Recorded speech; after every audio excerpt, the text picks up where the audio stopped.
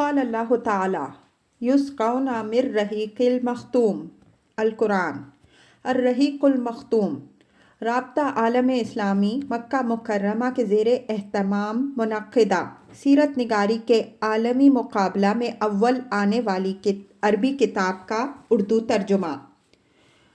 ترجمہ و تصنیف مولانا صفی الرحمن مبارک پوری۔ صلح اور دفعات صلح۔ بہرحال قریش نے صورتحال کی نزاکت محسوس کر لی، لہٰذا جھٹ سہیل بن عمر کو معاملات صلح طے کرنے کے لیے روانہ کیا اور یہ تاکید کر دی کہ صلح میں لازماً یہ بات طے کی جائے کہ آپ صلی اللہ علیہ وسلم اس سال واپس چلے جائیں۔ ایسا نہ ہو کہ عرب یہ کہیں کہ آپ صلی اللہ علیہ وسلم ہمارے شہر میں جبراً داخل ہو گئے۔ ان ہدایات کو لے کر سہیل بن عمر آپ صلی اللہ علیہ وسلم کے پاس حاضر ہوا۔ نبی صلی اللہ علیہ وسلم نے اسے آتا دیکھ کر صحابہ کرام رضی اللہ عنہم اجمعین سے فرمایا، تمہارا کام تمہارے لیے سہل کر دیا گیا۔ اس شخص کو بھیجنے کا مطلب ہی یہ ہے کہ قریش صلح چاہتے ہیں۔ سہیل نے آپ صلی اللہ علیہ وسلم کے پاس پہنچ کر دیر تک گفتگو کی اور بالآخر طرفین میں صلح کی دفعات طے ہو گئیں، جو یہ تھیں: نمبر 1، رسول اللہ صلی اللہ علیہ وسلم اس سال مکہ میں داخل ہوئے بغیر واپس جائیں گے۔ اگلے سال مسلمان مکہ آئیں گے اور 3 روز قیام کریں گے۔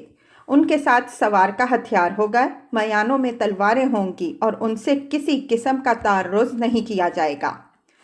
نمبر 2، 10 سال تک فریقین جنگ بند رکھیں گے۔ اس عرصہ میں لوگ مامون رہیں گے، کوئی کسی پر ہاتھ نہیں اٹھائے گا۔ نمبر 3، جو محمد صلی اللہ علیہ وسلم کے عہد و پیمان میں داخل ہونا چاہے داخل ہو سکے گا، اور جو قریش کے عہد و پیمان میں داخل ہونا چاہے داخل ہو سکے گا۔ جو قبیلہ جس فریق میں شامل ہوگا اس فریق کا ایک جز سمجھا جائے گا، لہٰذا ایسے کسی قبیلے پر زیادتی ہوئی تو خود اس فریق پر زیادتی تصور ہوگی۔ نمبر 4، قریش کو جو آدمی اپنے سرپرست کی اجازت کے بغیر یعنی بھاگ کر محمد صلی اللہ علیہ وسلم کے پاس جائے گا، محمد صلی اللہ علیہ وسلم اسے واپس کر دیں گے، لیکن محمد صلی اللہ علیہ وسلم کے ساتھیوں میں سے جو شخص پناہ کی غرض سے بھاگ کر قریش کے پاس آئے گا، قریش اسے واپس نہ دیں گے۔ اس کے بعد آپ صلی اللہ علیہ وسلم نے حضرت علی رضی اللہ عنہ کو بلایا کہ تحریر لکھ دیں اور یہ املا کرایا: بسم اللہ الرحمن الرحیم۔ اس پر سہیل نے کہا، ہم نہیں جانتے رحمان کیا ہے، آپ یوں لکھیے: بسمک اللہم، اے اللہ تیرے نام سے۔ نبی صلی اللہ علیہ وسلم نے حضرت علی رضی اللہ عنہ کو حکم دیا کہ یہی لکھو۔ اس کے بعد آپ صلی اللہ علیہ وسلم نے یہ املا کرایا: یہ وہ بات ہے جس پر محمد رسول اللہ صلی اللہ علیہ وسلم نے مصالحت کی۔ اس پر سہیل نے کہا، اگر ہم جانتے کہ آپ صلی اللہ علیہ وسلم اللہ کے رسول ہیں تو پھر ہم نہ تو آپ صلی اللہ علیہ وسلم کو بیت اللہ سے روکتے اور نہ جنگ کرتے، لہٰذا آپ محمد بن عبداللہ صلی اللہ علیہ وسلم لکھوائیے۔ آپ صلی اللہ علیہ وسلم نے فرمایا، میں اللہ کا رسول ہوں اگرچہ تم لوگ جھٹلاؤ۔ پھر حضرت علی رضی اللہ عنہ کو حکم دیا کہ محمد بن عبداللہ لکھیں صلی اللہ علیہ وسلم اور لفظ رسول اللہ مٹا دیں، لیکن حضرت علی رضی اللہ عنہ نے گوارا نہ کیا کہ اس لفظ کو مٹائیں، لہٰذا نبی صلی اللہ علیہ وسلم نے خود اپنے ہاتھ سے مٹا دیا۔ اس کے بعد پوری دستاویز لکھی گئی۔ پھر جب صلح مکمل ہو چکی تو بنو خزاعہ رسول اللہ صلی اللہ علیہ وسلم کے عہد و پیمان میں داخل ہو گئے۔ یہ لوگ در حقیقت عبد المطلب کے زمانے ہی سے بنو ہاشم کے حلیف تھے، جیسا کہ آغاز کتاب میں گزر چکا ہے، اس لیے اس عہد و پیمان میں داخلہ در حقیقت اسی قدیم حلف کی تاکید اور پختگی تھی۔ دوسری طرف بنو بکر قریش کے عہد و پیمان میں داخل ہو گئے۔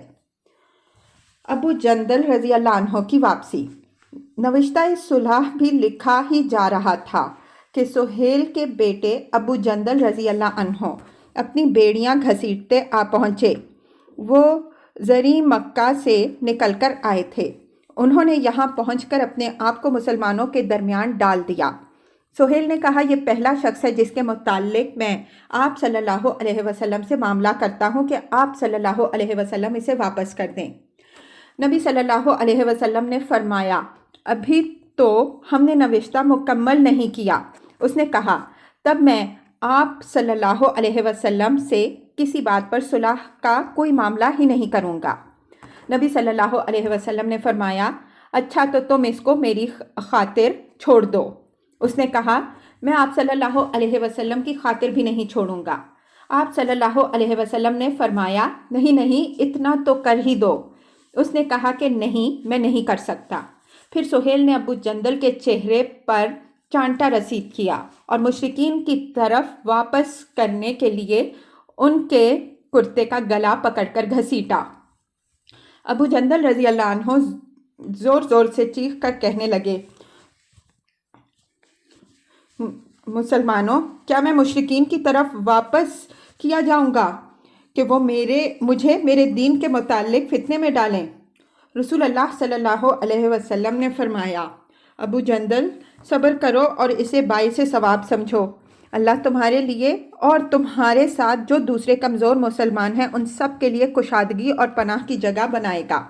ہم نے قریش سے صلح کر لی ہے اور ہم نے ان کو اور انہوں نے ہم کو اس پر اللہ کا عہد دے رکھا ہے، اس لیے ہم بد عہدی نہیں کر سکتے۔ اس کے بعد حضرت عمر رضی اللہ عنہ اچھل کر ابو جندل رضی اللہ عنہ کے پاس پہنچے۔ وہ ان کے پہلو میں چلتے جا رہے تھے اور کہتے جا رہے تھے ابو جندل صبر کرو، یہ لوگ مشرک ہیں، ان کا خون تو بس کتے کا خون ہے، اور ساتھ ہی ساتھ اپنی تلوار کا دستہ بھی ان کے قریب کرتے جا رہے تھے۔ حضرت عمر رضی اللہ عنہ کا بیان ہے کہ مجھے امید تھی کہ وہ تلوار لے کر اپنے باپ سہیل کو اڑا دے گا، لیکن انہوں نے اپنے باپ کے بارے میں بخل سے کام لیا اور معاہدہ صلح نافذ ہو گیا۔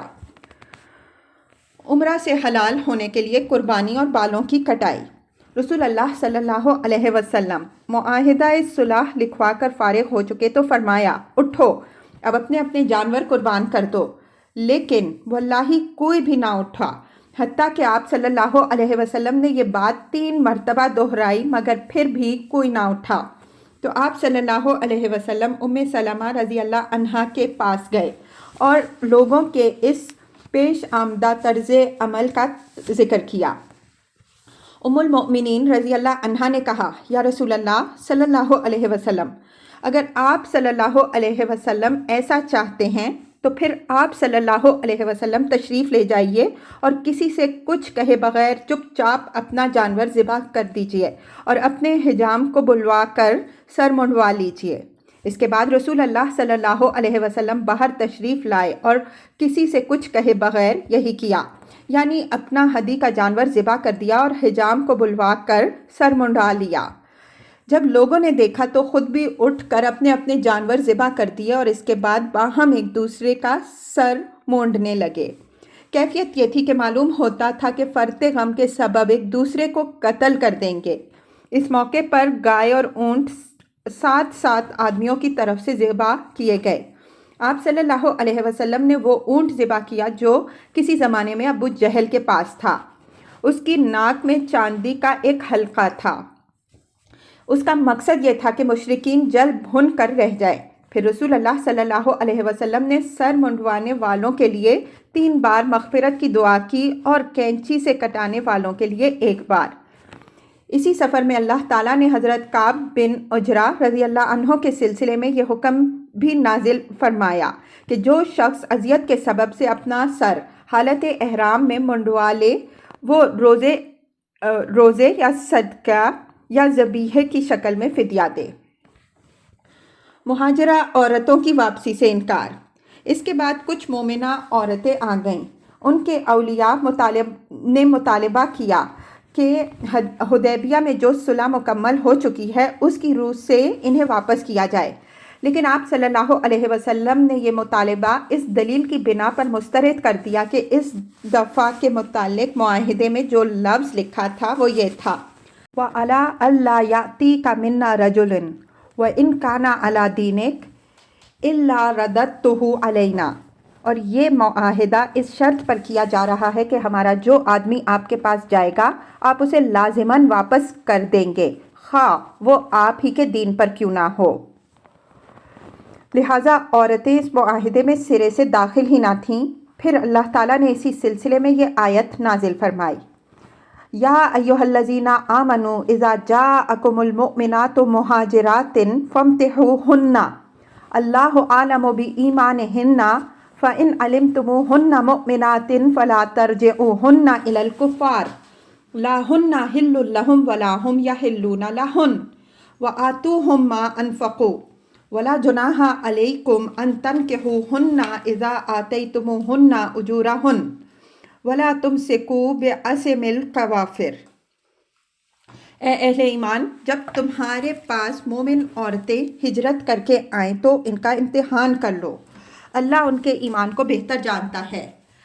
پس اگر انہیں مومنہ جانو تو کفار کی طرف نہ پلٹاؤ، نہ وہ کفار کے لیے حلال ہیں اور نہ کفار ان کے لیے حلال ہیں، البتہ ان کے کافر شوہروں نے جو مہر ان کو دیے تھے اسے واپس کر دو، اور پھر تم پر کوئی حرج نہیں کہ ان سے نکاح کر لو جبکہ انہیں ان کے مہر ادا کرو، اور کافرہ عورتوں کو اپنے نکاح میں نہ رکھو۔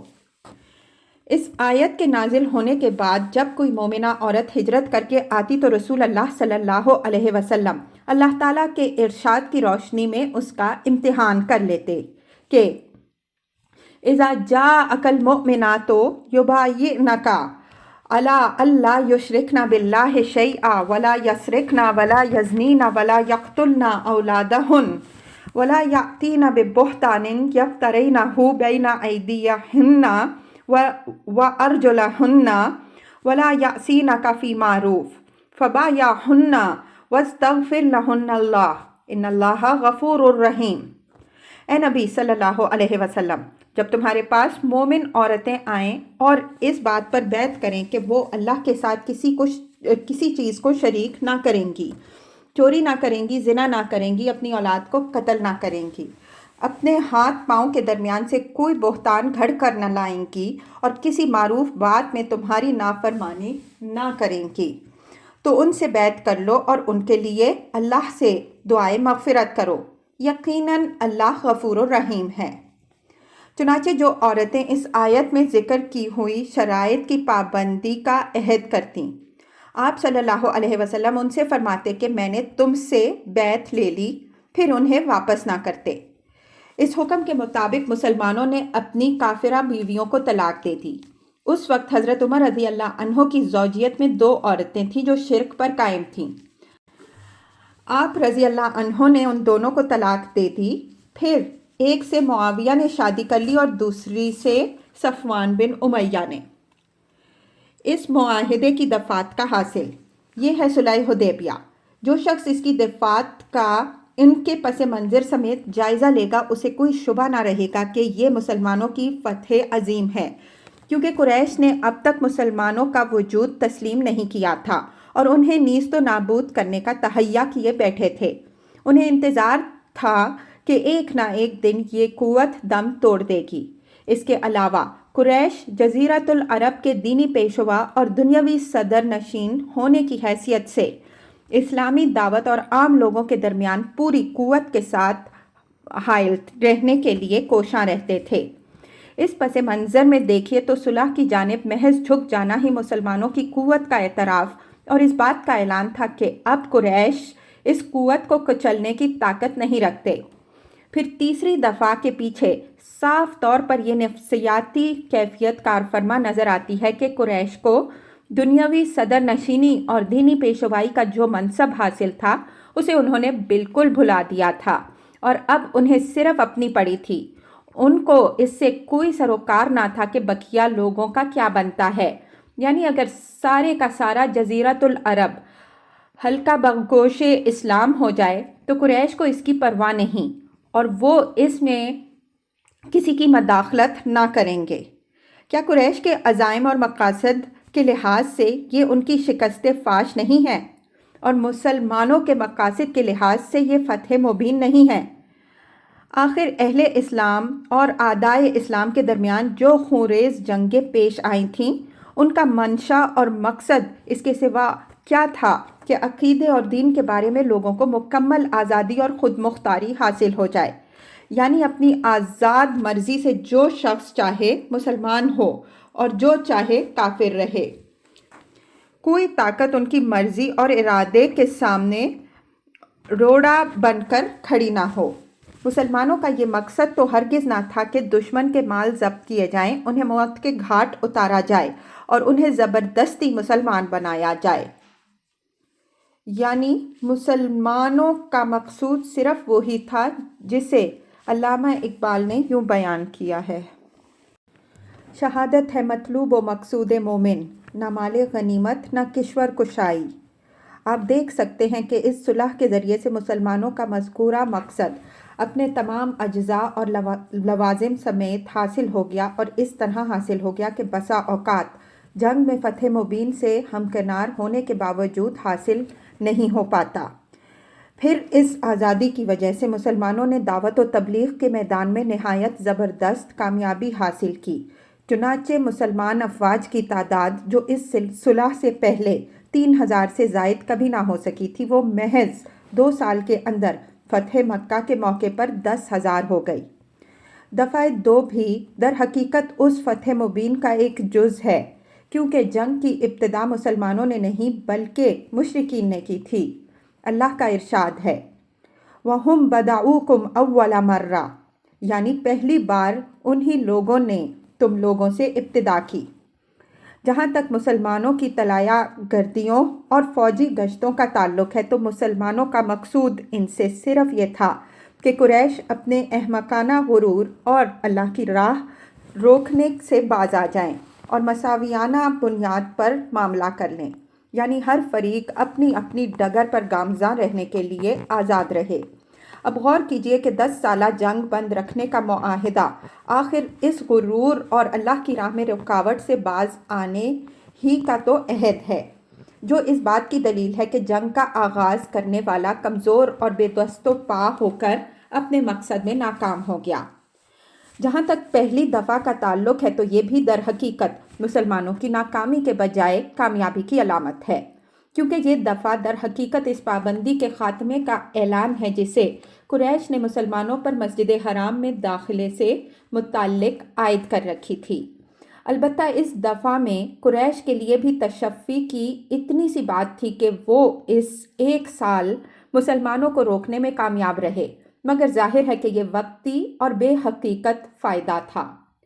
اس کے بعد اس صلح کے سلسلے میں یہ پہلو بھی قابل غور ہے کہ قریش نے مسلمانوں کو یہ 3 رعایتیں دے کر صرف ایک رعایت حاصل کی جو دفعہ 4 میں مذکور ہے، لیکن یہ رعایت حد درجہ معمولی اور بے وقت تھی اور اس میں مسلمانوں کا کوئی نقصان نہ تھا، کیونکہ یہ معلوم تھا کہ جب تک مسلمان رہے گا اللہ، رسول اور مدینۃ الاسلام سے بھاگ نہیں سکتا۔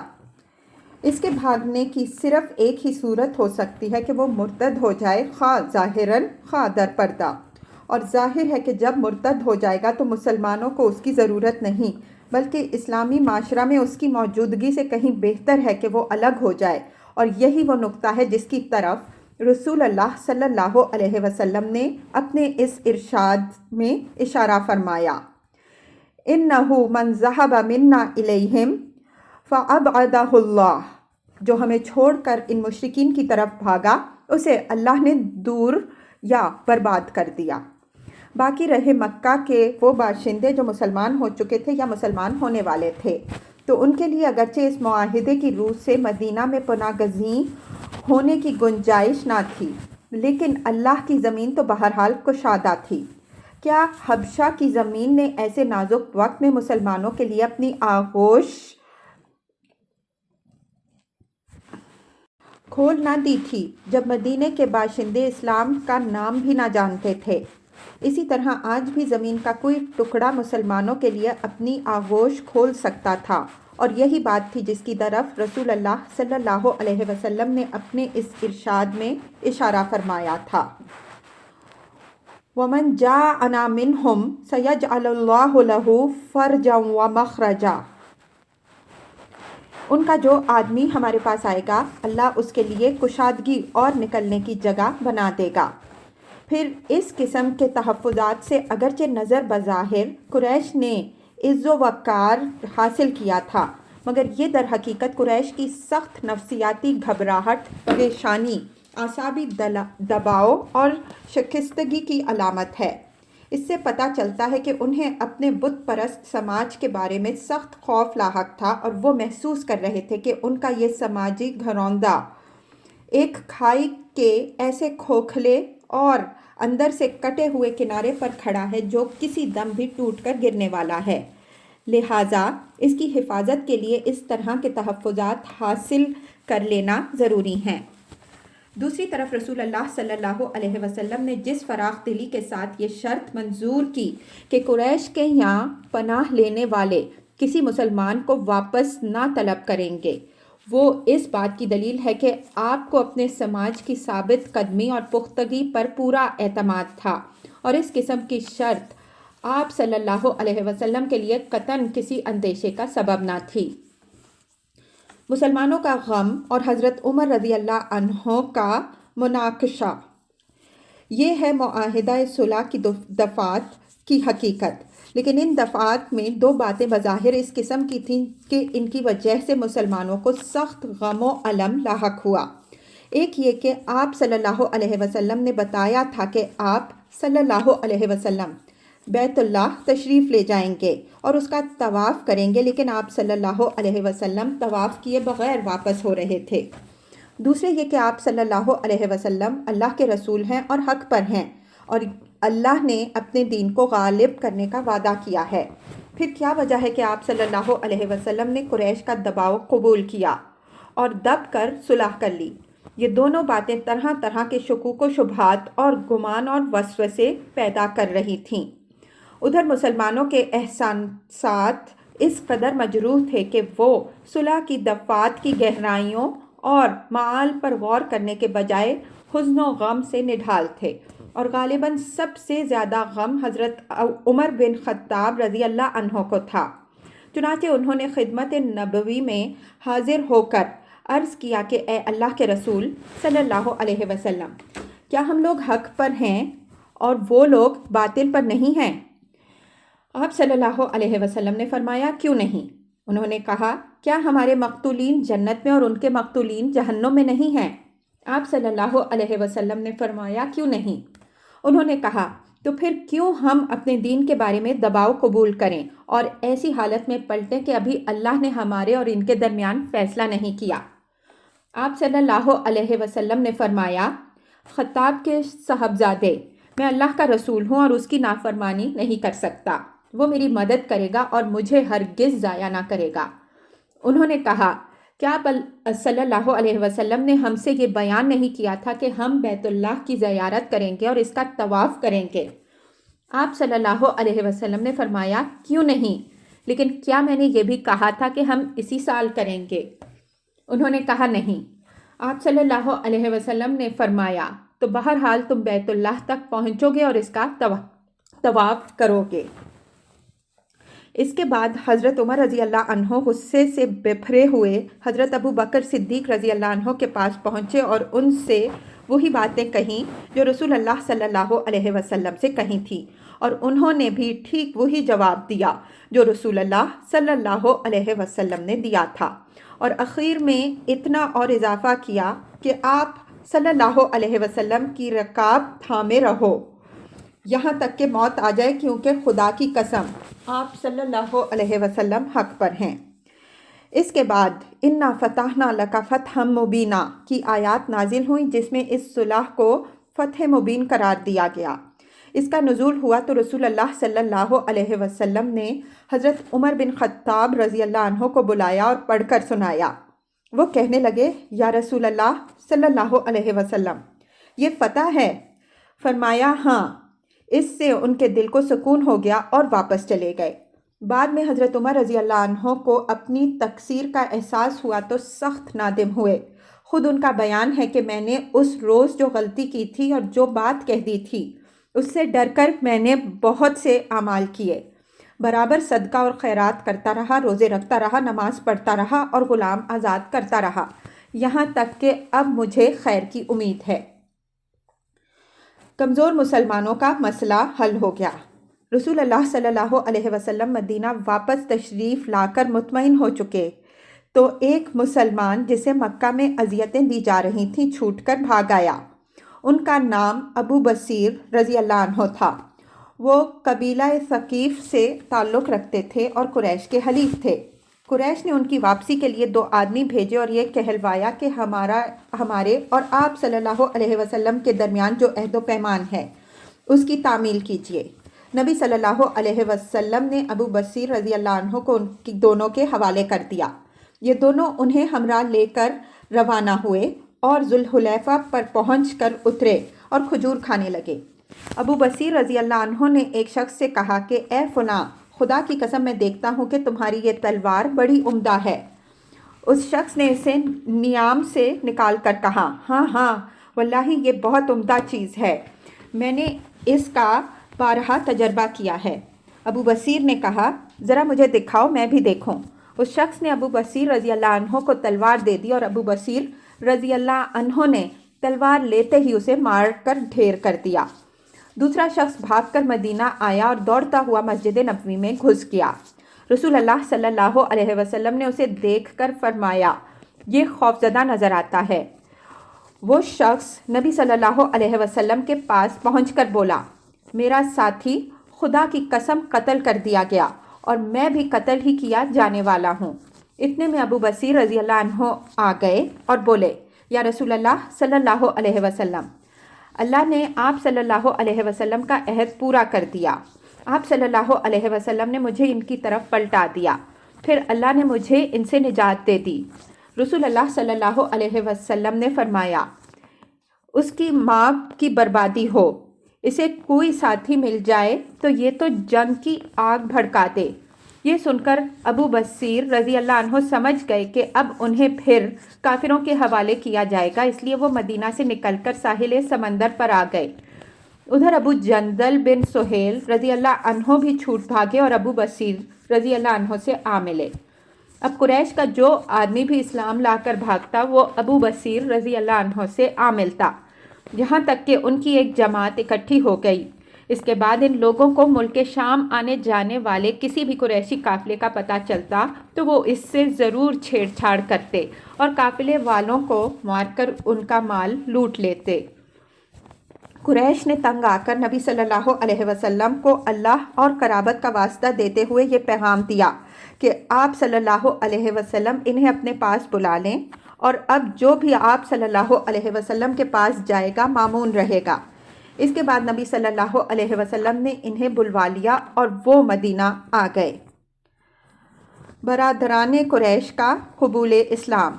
اس معاہدہ صلح کے بعد سن 7 ہجری کے اوائل میں حضرت عمر بن عاص، خالد بن ولید اور عثمان بن طلحہ رضی اللہ عنہم مسلمان ہو گئے۔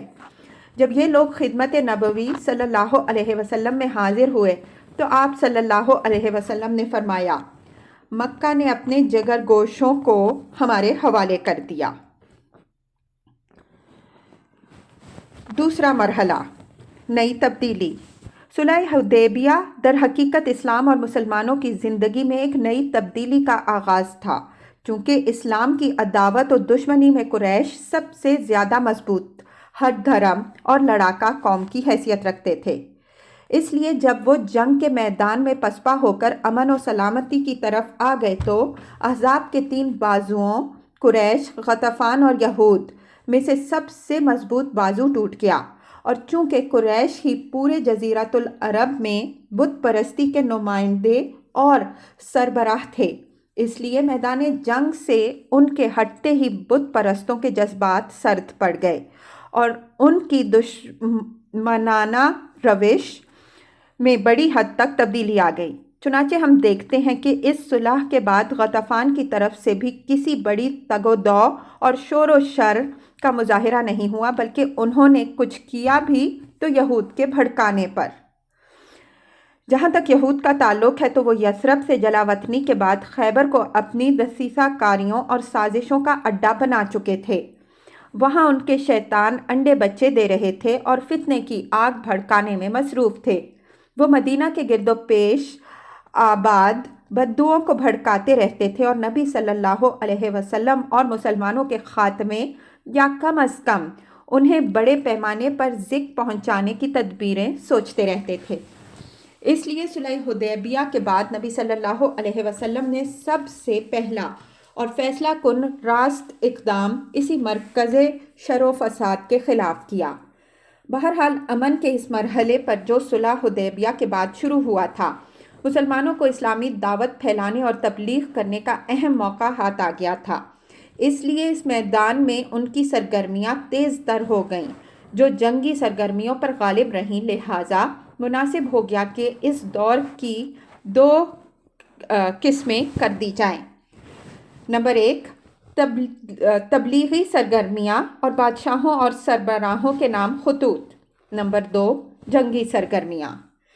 پھر بے جا نہ ہوگا کہ اس مرحلے کی جنگی سرگرمیاں پیش کرنے سے پہلے بادشاہوں اور سربراہوں کے نام خطوط کی تفصیلات پیش کر دی جائیں، کیونکہ طبعی طور پر اسلامی دعوت مقدم ہے، بلکہ یہی وہ اصل مقصد ہے جس کے لیے مسلمانوں نے طرح طرح کے مشکلات و مصائب، جنگ اور فتنے، ہنگامے اور اضطرابات برداشت کیے تھے۔ بادشاہوں اور امراء کے نام خطوط۔ سن 6 ہجری کے اخیر میں جب رسول اللہ صلی اللہ علیہ وسلم حدیبیہ سے واپس تشریف لائے تو آپ صلی اللہ علیہ وسلم نے مختلف بادشاہوں کے نام خطوط لکھ کر انہیں اسلام کی دعوت دی۔ آپ صلی اللہ علیہ وسلم نے ان خطوط کے لکھنے کا ارادہ فرمایا تو آپ صلی اللہ علیہ وسلم سے کہا گیا کہ بادشاہ اسی صورت میں خطوط قبول کریں گے جب ان پر مہر لگی ہو۔ اس لیے نبی صلی اللہ علیہ وسلم نے چاندی کی انگوٹھی بنوائی جس پر محمد رسول اللہ صلی اللہ علیہ وسلم نقش تھا۔ یہ نقش 3 سطروں میں تھا۔ شکل یہ تھی کہ سب سے نیچے محمد، اس کے اوپر رسول اور سب سے اوپر اللہ لکھا تھا۔ پھر آپ صلی اللہ علیہ وسلم نے معلومات رکھنے والے تجربہ کار صحابہ کرام رضی اللہ عنہم اجمعین کو بطور قاصد منتخب فرمایا اور انہیں بادشاہوں کے پاس خطوط دے کر روانہ فرمایا۔ علامہ منصور پوری نے وثوق کے ساتھ بیان کیا ہے کہ آپ صلی اللہ علیہ وسلم نے قاصد اپنی خیبر روانگی سے چند دن پہلے یکم محرم سن 7 ہجری کو روانہ فرمائے تھے۔ اگلی سطور میں وہ خطوط اور ان پر مرتب ہونے والے کچھ اثرات پیش کیے جا رہے ہیں۔ نمبر 1، نجاشی شاہ حبش کے نام خط۔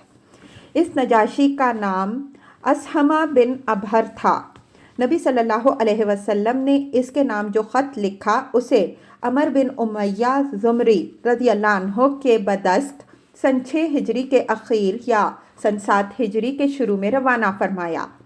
طبری نے اس خط کی عبارت ذکر کی ہے، لیکن اسے بنظر غائر دیکھنے سے اندازہ ہوتا ہے کہ یہ وہ خط نہیں ہے جسے رسول اللہ صلی اللہ علیہ وسلم نے صلح حدیبیہ کے بعد لکھا تھا، بلکہ یہ غالباً اس خط کی عبارت ہے جسے آپ صلی اللہ علیہ وسلم نے مکی دور میں حضرت جعفر رضی اللہ عنہ کو ان کی ہجرت حبشہ کے وقت دیا، کیونکہ خط کے اخیر میں ان مہاجرین کا تذکرہ ان الفاظ میں کیا گیا ہے۔ وَقَدْ بَعَثْتُ إِلَيْكُمْ ابن امی جعفر وَمَعَهُ نَفْرٌ مِّنَ الْمُسْلِمِينَ فَإِذَا جَاءَكَ فَقْرَهُمْ وَدَعَا تَجِيرٌ۔ میں تمہارے پاس اپنے چچیرے بھائی جعفر کو مسلمانوں کی ایک جماعت کے ساتھ روانہ کیا ہے۔ جب وہ تمہارے پاس پہنچے تو انہیں اپنے پاس ٹھہرانا اور جبر اختیار نہ کرنا۔ بیہقی نے ابن عباس رضی اللہ عنہ سے ایک اور خط کی عبارت روایت کی ہے جسے نبی صلی اللہ علیہ وسلم نے نجاشی کے پاس روانہ کیا تھا۔ اس کا ترجمہ یہ ہے خط محمد نبی کی طرف سے نجاشی اسہم شاہ حبش کی طرف، اس پر سلام جو ہدایت کی پیروی کرے اور اللہ اور اس کے رسول پر ایمان لائے۔ میں شہادت دیتا ہوں کہ اللہ وحدہ لا شریک لہ کے سوا کوئی عبادت کے لائق نہیں، اس نے نہ کوئی بیوی اختیار کی نہ لڑکا، اور میں اس کی بھی شہادت دیتا ہوں کہ محمد صلی اللہ علیہ وسلم اس کا بندہ اور رسول ہے، اور میں تمہیں اسلام کی دعوت دیتا ہوں کیونکہ میں اس کا رسول ہوں، لہٰذا اسلام لاؤ سلامت رہو گے۔ اے اہل کتاب، ایک ایسی بات کی طرف آؤ جو ہمارے اور تمہارے درمیان برابر ہے کہ ہم اللہ کے سوا کسی اور کی عبادت نہ کریں، اس کے ساتھ کسی کو شریک نہ ٹھہرائیں، اور ہم میں سے بعض کو اللہ کے بجائے رب نہ بنائیں۔ پس اگر وہ منہ موڑیں تو کہہ دو کہ گواہ رہو، ہم مسلمان ہیں۔ اگر تم نے یہ دعوت قبول نہ کی تو تم پر اپنی قوم کے نصارہ کا گناہ ہے۔ ڈاکٹر حمید اللہ صاحب پاریس نے ایک اور خط کی عبارت درج فرمائی ہے جو ماضی قریب میں دستیاب ہوا ہے، اور صرف ایک لفظ کے اختلاف کے ساتھ یہی خط علامہ ابن قیم رحمہ اللہ کی کتاب زاد المعاد میں بھی موجود ہے۔ ڈاکٹر صاحب موصوف نے اس خط کی عبارت کی تحقیق میں بڑی عرقریزی سے کام لیا ہے۔ دور جدید کے اکتشافات سے بہت کچھ استفادہ کیا ہے اور اس خط کا فوٹو کتاب کے اندر ثبت فرمایا ہے۔ اس خط کا ترجمہ یہ ہے: بسم اللہ الرحمن الرحیم۔ محمد رسول اللہ صلی اللہ علیہ وسلم کی جانب سے نجاشی عظیم حبشہ کے نام، اس شخص پر سلام جو ہدایت کی پیروی کرے۔ اما بعد، میں تمہاری طرف اللہ کی حمد کرتا ہوں جس کے سوا کوئی معبود نہیں، جو قدوس اور سلام ہے، امن دینے والا، محافظ و نگران ہے، اور میں شہادت دیتا ہوں کہ عیسیٰ ابن مریم اللہ کی روح اور اس کا کلمہ ہے۔ اللہ نے انہیں پاکیزہ اور پاک دامن مریم علیہ السلام بتول کی طرف ڈال دیا، اور اس کی روح اور پھونک سے مریم عیسیٰ علیہ السلام کے لیے حاملہ ہوئیں۔ جیسے اللہ نے آدم علیہ السلام کو اپنے ہاتھ سے پیدا کیا، میں اللہ وحدہ لا شریک لہ کی جانب اور اس کی اطاعت پر ایک دوسرے کی مدد کی جانب دعوت دیتا ہوں، اور اس بات کی طرف بلاتا ہوں کہ تم میری پیروی کرو اور جو کچھ میرے پاس آیا ہے اس پر ایمان لاؤ، کیونکہ میں اللہ کا رسول ہوں صلی اللہ علیہ وسلم، اور میں تمہیں اور تمہارے لشکر کو اللہ عز و جل کی طرف بلاتا ہوں، اور میں نے تبلیغ و نصیحت کر دی، لہٰذا میری نصیحت قبول کرو، اور اس شخص پر سلام ہو جو ہدایت کی پیروی کرے۔ ڈاکٹر حمید اللہ صاحب نے بڑے یقینی انداز میں کہا ہے کہ یہی وہ خط ہے جسے رسول اللہ صلی اللہ علیہ وسلم نے حدیبیہ کے بعد نجاشی کے پاس روانہ فرمایا تھا۔ جہاں تک اس خط کی اسنادی حیثیت کا تعلق ہے تو دلائل پر نظر ڈالنے کے بعد اس کی صحت میں کوئی شبہ نہیں رہتا، لیکن اس بات کی کوئی دلیل نہیں کہ نبی صلی اللہ علیہ وسلم نے حدیبیہ کے بعد یہی خط روانہ فرمایا تھا، بلکہ بیہقی نے جو خط ابن عباس رضی اللہ عنہ کی روایت سے نقل کیا ہے اس کا انداز ان خطوط سے زیادہ ملتا جلتا ہے جنہیں نبی صلی اللہ علیہ وسلم نے حدیبیہ کے بعد عیسائی بادشاہوں اور امراء کے پاس روانہ فرمایا تھا، کیونکہ جس طرح آپ صلی اللہ علیہ وسلم نے خطوط میں آیت کریمہ یا اہل الکتاب تعالوا الی کلمۃ سواء بیننا و بینکم الی الآیہ درج فرمائی تھی، اسی طرح بیہقی کی روایت کردہ خط میں بھی یہ آیت درج ہے۔ علاوہ ازیں اس خط میں صراحتاً اسمہا کا نام بھی موجود ہے، جبکہ ڈاکٹر حمید اللہ صاحب کے نقل کردہ خط میں کسی کا نام نہیں ہے۔ اس لیے میرا گمان غالب یہ ہے کہ ڈاکٹر صاحب کا نقل کردہ خط در حقیقت وہ خط ہے جسے رسول اللہ صلی اللہ علیہ وسلم نے اسمہا کی وفات کے بعد اس کے جانشین کے نام لکھا تھا، اور غالباً یہی سبب ہے کہ اس میں کوئی نام درج نہیں۔ اس ترتیب کی میرے پاس کوئی دلیل نہیں، بلکہ اس کی بنیاد صرف وہ اندرونی شہادتیں ہیں جو ان خطوط کی عبارتوں سے حاصل ہوتی ہیں۔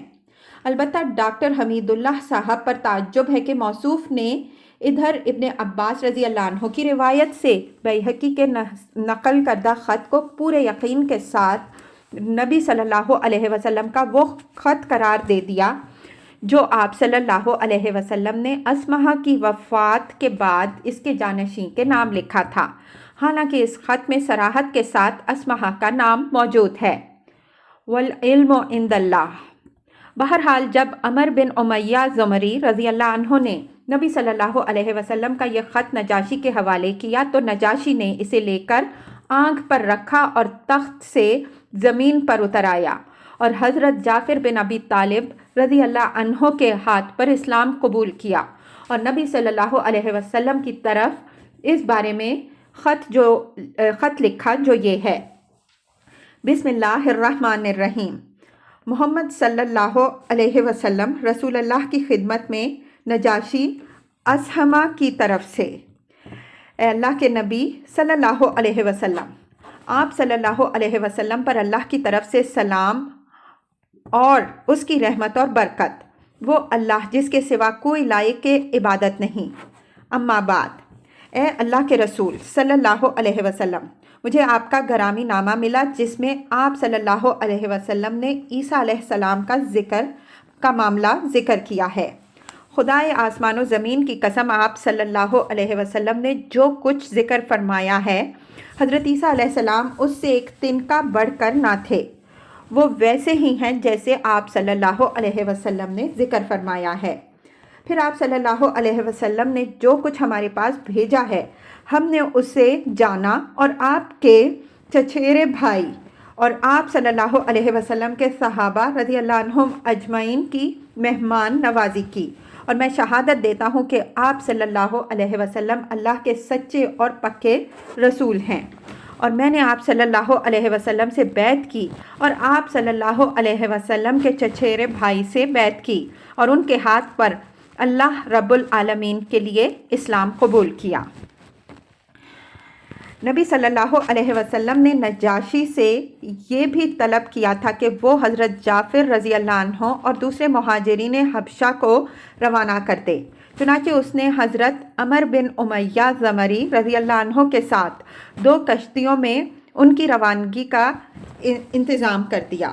ایک کشتی کے سوار جس میں حضرت جعفر اور حضرت ابو موسیٰ اشعری اور کچھ دوسرے صحابہ رضی اللہ عنہم اجمعین تھے، براہ راست خیبر پہنچ کر خدمت نبوی صلی اللہ علیہ وسلم میں حاضر ہوئے، اور دوسری کشتی کے سوار جن میں زیادہ تر بال بچے تھے سیدھے مدینہ پہنچے۔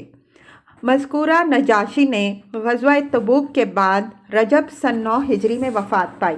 نبی صلی اللہ علیہ وسلم نے اس کی وفات کے دن صحابہ کرام رضی اللہ عنہم اجمعین کو اس کی موت کی اطلاع دی اور اس پر غائبانہ نماز جنازہ پڑھی۔